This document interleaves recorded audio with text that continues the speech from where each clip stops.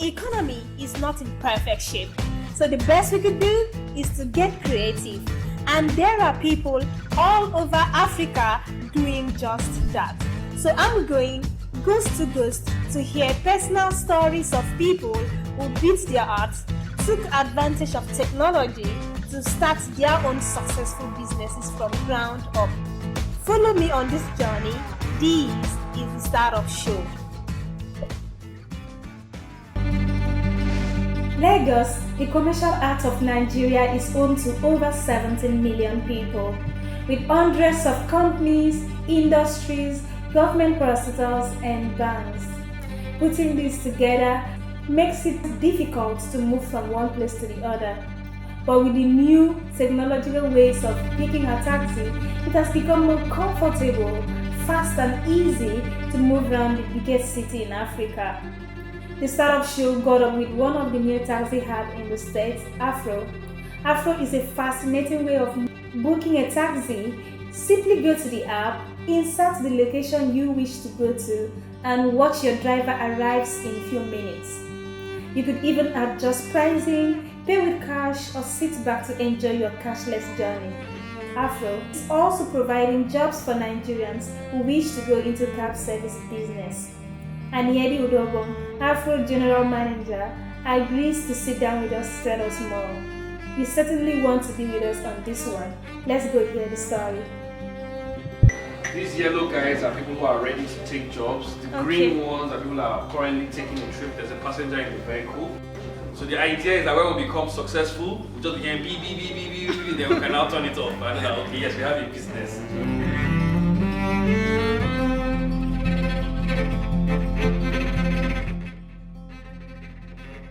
When did you guys start and what is Afro?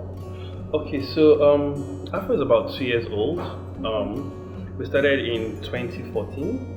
Okay. But actually the thoughts and processes of actually setting up the business have been on since about 2013. At least that's when I got involved. Okay. So in 2013, a few of investors who happened to know me told me they were coming to Nigeria and they wanted to spend some time and do some things for the Nigerian travel market. So we connect passengers to drivers using the latest mobile technologies. Wow. Is it a Nigerian company fully? So Afro, I'll say, okay, Afrocabs Nigeria Limited is a Nigerian company, right? And it is a company that has come out of Lagos with a global vision. Okay. We first say we're a Pan-African vision, so we want to be across Africa. We look at it as a business of cities. So Lagos is the first city.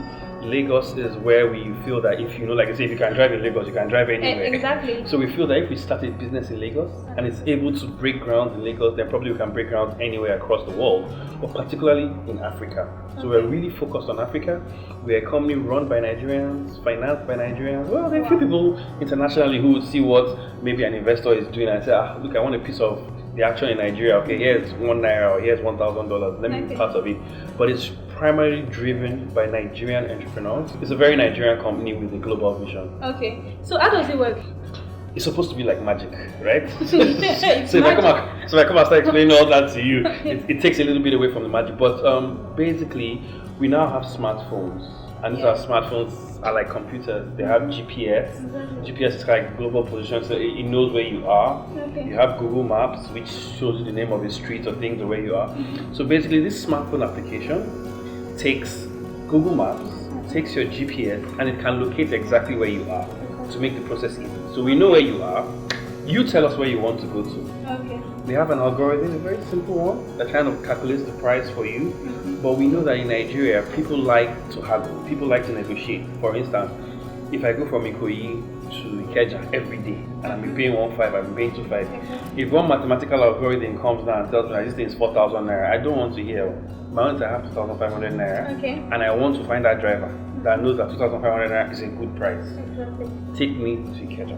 So what we do is we allow you kind of like set your bid or set your fare, and then you make an offer. It's like when you are bidding for something, you're making an offer on eBay or anything. So your request goes out. This is the price. This is how much you're willing to pay. This is where you are, where you want to go to. So it's not like your BBM or WhatsApp broadcast. You will go to all the drivers in your immediate vicinity who we are also monitoring through like their GPS and their maps. Maybe a small kilometer, about 3, 4, 5 kilometer radius. So all the drivers within that area will get a notification, like a broadcast on their phone. Oh, Roberta is at Raymond Joku. She wants to go to Apofumi Awolowo Way, and she wants to pay 3,000 naira. They'll be like, 3,000 naira. Does this woman know that there's traffic at this time? Some other person might say, oh, that's a very good deal. So it's almost like fastest fingers first. You press it, automatically we now connect the two of you.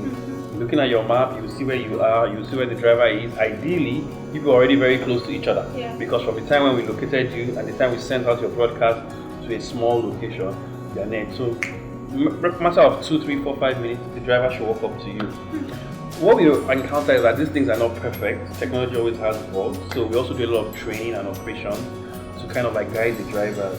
Very simple thing. Immediately you get a request, call the passenger. Sometimes the passenger is not willing to move at the same time. It might be some people will have something to do at 5 o'clock. At 4 o'clock they'll start making requests. I don't want to be late or I don't want to wait till 5 o'clock when I make a request and there's no taxi. So oftentimes we tell the driver, call the passenger. Also, people are just getting too used to this kind of technology. So if you just tell them that you don't need to bother, it's magic, press a button, cab will come up. You'll be like, let me give like 10 minutes gap or 5, you know, you can go and do your makeup. If I start doing my makeup, let me make a request. I mean, that's how basically it works. It just allows you to connect to a driver in your vicinity at a price that is convenient for you. You have a say in that price. Unlike some of our pace setters and competitors, they just calculate some very difficult calculation and take the money from your account. We believe that as a local company, you should, do your business in the realities of the local environment. For instance, when I want to go somewhere, what really is my pain point? I go on the streets, Baba, VI, he says 2,000, I say 1,500, he will drive away. I wait for the next person, well, hello, how, VI, 2,500. The other guy even said 2,000, no? I said 2,500. I won't even negotiate with him because I know it's a difficult sell. So I keep doing that repetitive process until I find the person who agrees with me, or until I come and realize that okay, this 1,500 is not going to work. Let me kukuma do 2,000. So that whole process is what we feel is a pain point, and we said, reduce it with your phone. Just set the price, go down broadcast. If you see reject, you just know that okay, let me increase the price until you find what you want. So that is really what we are trying to do with our model. So we know there's a problem, we know there's an opportunity, there are devices, but how does Afro, as a Nigerian, as an African-centric business, how do we approach a solution to this problem?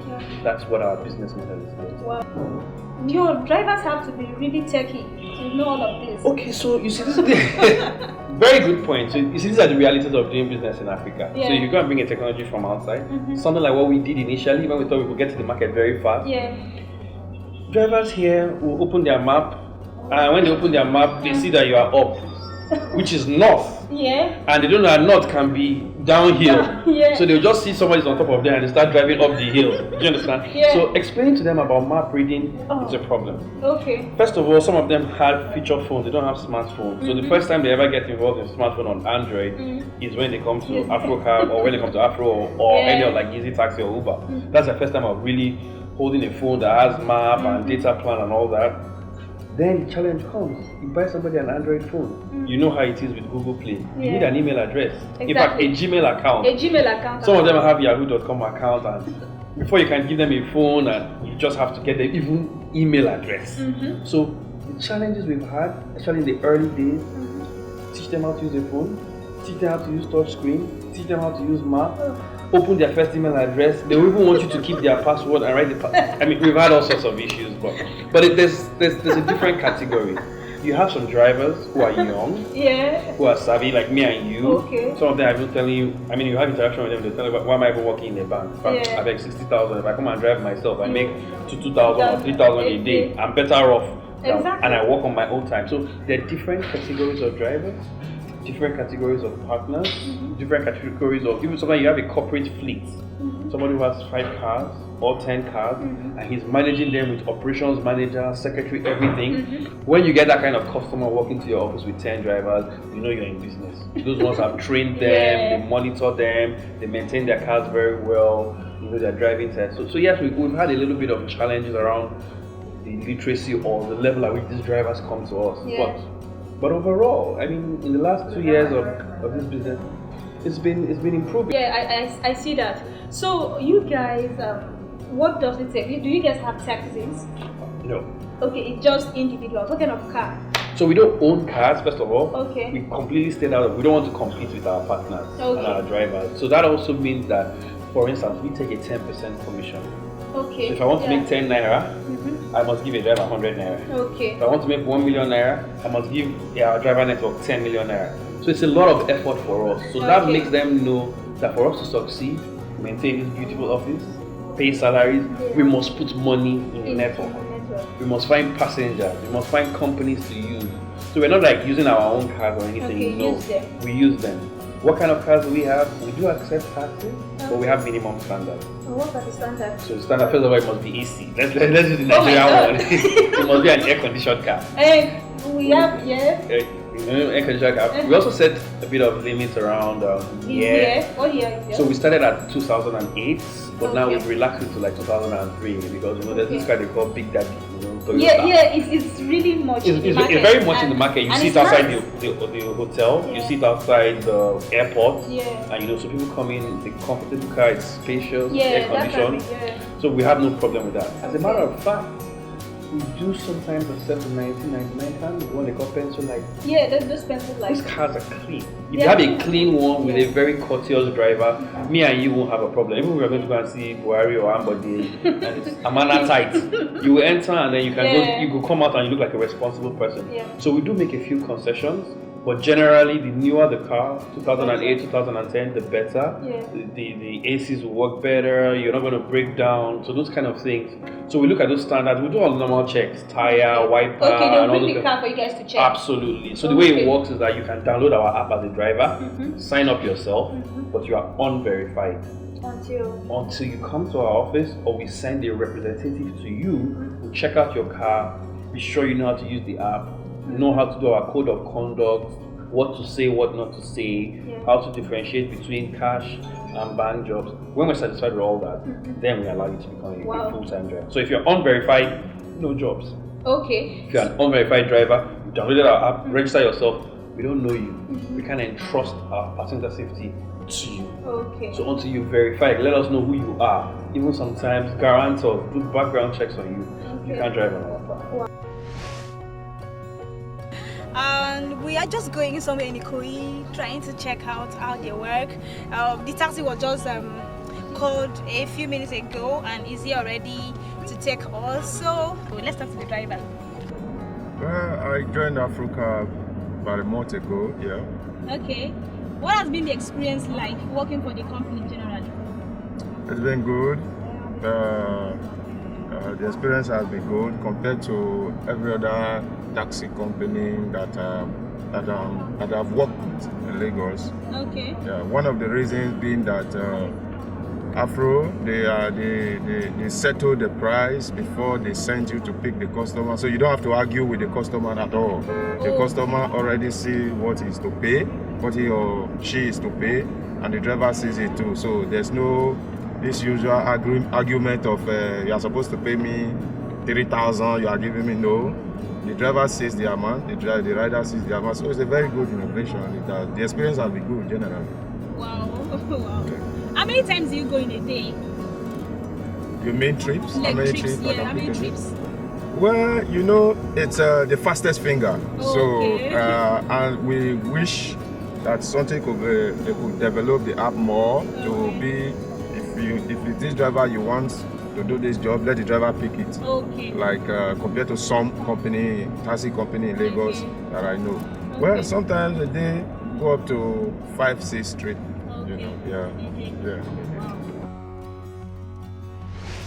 What are the kind of challenges you have? You guys have this kind of business? Money. You need staying power. You need stamina. For us, for everything. Ads to run this kind of office, to market, and then 2 years. Technology can be a problem. So technology was one of our biggest problems around the product. So people say we've been around for 2 years, but in those 2 years, I'm sure we've done business for only like 4 or 5 months. We build a product, it does not fit the market.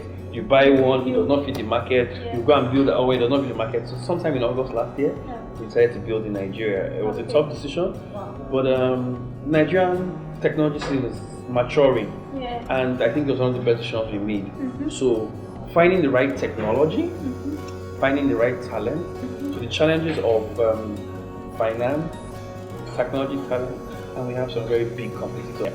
But I believe you guys are doing well, and if so. everybody, yeah, you guys are doing well. If 300 drivers sign up in just a few months ago, like you said, and if Nigerians will approach their own thing, which is what I was just like talking to somebody yesterday to say, I'd rather use Afro than anyone coming in, because we want Nigeria to grow, we want Naira to be strengthened. So Absolutely. we have to start using what Nigerians do and stuff. Absolutely. So how many people do you have that work on the So within this building we have about 10 people, and then externally a software development contractors and even some of our field agents will be another 10 people. But we run a very lean operation. Yeah. We are about to just expand to Abuja and Port Harcourt, and then a couple of other cities very quickly. Okay. So for now, it's an under 20 man operation, under 20, including some of our external contractors. Okay. Yeah. So I think we probably not cover anything. Do you have any other thing you wanted to talk about? So first of all, thank you for bringing me on the show. I've been looking at the show from far. I've been begging you to put me on the show. You refused. But I'm very impressed by the quality of people and the quality of information we get on the show. So I hope in my own little way I've been able to contribute, share my experiences. And as a matter of fact, I also want to reach out to all the entrepreneurs and investors in Nigeria to believe in Nigeria, to believe in Nigerian technology, to also have a little bit of stamina. When you're doing this thing and if it doesn't click in 6 months or 6 weeks or 1 year, don't give up. Because like I tell people, I was having this conversation about 2 days ago, it has taken us 2 years to find our feet. If we shut this business down in December, it would have been a total failure. But just by crossing into January, we've seen a ray of hope, and then so just if we had made a decision at December, okay, do you know what, this year our New Year resolution is no more Afro, it would have been a total disaster. Right now, we're not a runaway success, but we are on a path that looks very promising, you know. So that's the difference between 22 months and 23 months. So you just need to hang on in there, and your idea and your business will succeed. I think that is it for startups in Nigeria. For startups in Nigeria, I just have to. It's not going to work immediately like it is in other places. So I think it's a good one, and I'm really proud of you guys. I've seen the thing coming out very well this year. I was like, oh, Afro. Finally. I was going home. Born again. So I was telling someone that we had reincarnation. Every time I tell my friends, say, please download our app, they say, oh, you don't come again. You've come again. Very soon, you will come in another city, don't worry. Thank you. Alright, thank you very much for hosting us. Go to Android store and just search for Afro, and if you want to go on a test trip, I have some tickets with me. Just let me know, I'll get you some of the tickets, and you can ride with Afrocabs for free. Thanks. Until next time when I bring you another startups. Thank you and bye bye.